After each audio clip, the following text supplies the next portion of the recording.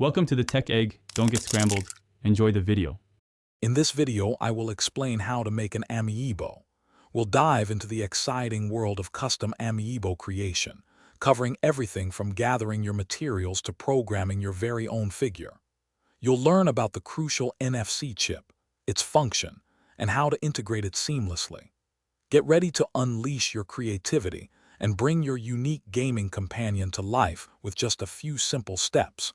Let's get started on this fun project. To begin your custom Amiibo journey, you'll need a few key items. First, secure an NFC Intag 215 chip. These are readily available and crucial for storing your Amiibo's data. Next, choose a base figure or model that inspires you, perhaps a character from your favorite game. Finally, gather your artistic supplies.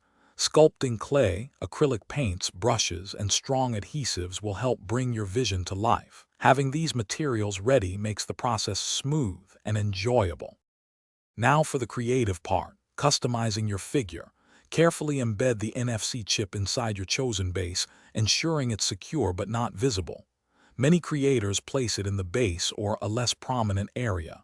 Then, let your artistic flair shine.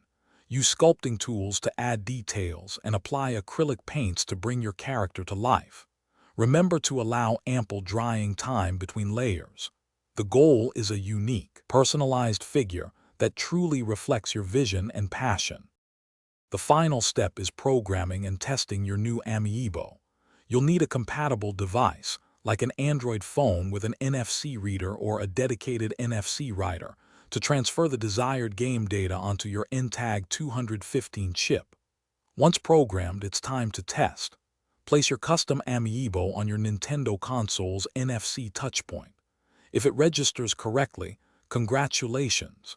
If not, double-check the chip placement and programming steps. Enjoy your unique, functional creation in your favorite games.